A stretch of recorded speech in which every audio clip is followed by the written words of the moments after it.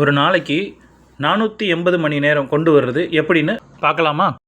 இப்போ நீங்கள் ஒரு நாளுக்கு காலையில் 9 மணிலேருந்து ராத்திரி 9 மணி வரைக்கும், அதாவது 12 மணி நேரம் ஒர்க் பண்ணுறீங்கன்னு வச்சுக்கோங்க. அதில் ஒரு 2 மணி நேரத்தை கம்மி பண்ணி தினமும் 10 மணி நேரம் மட்டும் ஒர்க் பண்ணுங்க. மீதி இருக்கிற 2 மணி நேரத்தில் உங்களுக்கு விருப்பமான ஏதாவது ஒரு தொழிலை கற்றுக்கோங்க. அல்லது உங்களுக்கு தெரிந்த ஒரு பிஸ்னஸை ஸ்டார்ட் பண்ணுங்க. அதுக்கப்புறம் உங்களுக்காக ஒர்க் பண்ணுறதுக்கு ஒரு ஸ்டாஃபை வேலைக்கு எடுங்க. அவங்களுக்கு, அந்த ஃபஸ்ட்டு ஸ்டாஃபுக்கு தினமும் அதே 2 மணி நேரத்தில் நல்லா ட்ரைனிங் கொடுங்க. இப்போ அவங்கள ஃபுல் டைம், அதாவது காலையில் 10 மணிலேருந்து சாயங்காலம் 7 மணி வரைக்கும் 1 hour லஞ்ச் பிரேக் போக 8 hour டியூட்டிக்கு ஒர்க்கில் அப்பாயிண்ட் பண்ணுங்க. இப்போ உங்ககிட்ட ஒரு நாளுக்கு உங்களோட 2 மணி நேரம் ப்ளஸ் உங்கள் ஸ்டாஃபோட 8 மணி நேரம், மொத்தம் 10 மணி நேரம் இருக்கும். அப்புறம் 2வது ஸ்டாஃபை வேலைக்கு எடுங்க. அவங்களுக்கு உங்கள் 2 மணி நேரத்தில் ட்ரைனிங் கொடுங்க. அவங்களையும் அதே 8 மணி நேர வேலைக்கு அப்பாயிண்ட் பண்ணுங்க.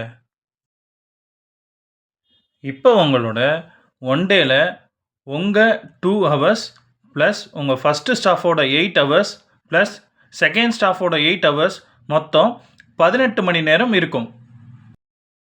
அப்புறம் இன்னும் 3 ஸ்டாஃபை எக்ஸ்ட்ராவாக வேலைக்கு எடுங்க. இப்போ நீங்கள் ஏற்கனவே 3 பேர் இருக்கிறீங்க. நீங்கள் உங்கள் ஸ்டாஃப் 1, ஸ்டாஃப் 2, மொத்தம் 3 பேர். புதுசாக சேர்ந்த 3 ட்ரெயினிஸ் ஈக்குவல் டு 3 ஸ்டாஃப். ஆளுக்கு ஒருத்தர் ட்ரைனிங் கொடுங்க. அப்புறம் அவங்கள வேலைக்கு அப்பாயிண்ட் பண்ணுங்க. இப்போ உங்ககிட்ட 1 டேக்கு உங்களோட 2 மணி நேரம் ப்ளஸ் 5 ஸ்டாஃபோட 8 மணி நேரம் ஈக்குவல் டு 42 மணி நேரம் இருக்கும்.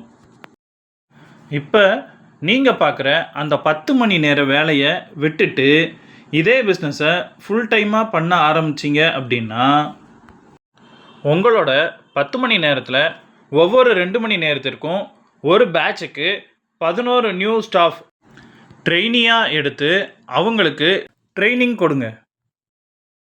அப்புறம் அவங்கள வேலைக்கு அப்பாயிண்ட் பண்ணுங்க.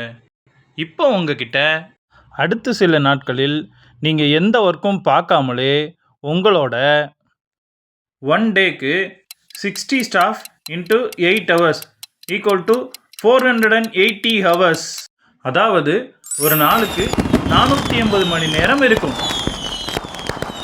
ஆனாலும் உங்களோட 24 hours ஃபுல்லாகவே ஃப்ரீயாகவே இருக்கும்.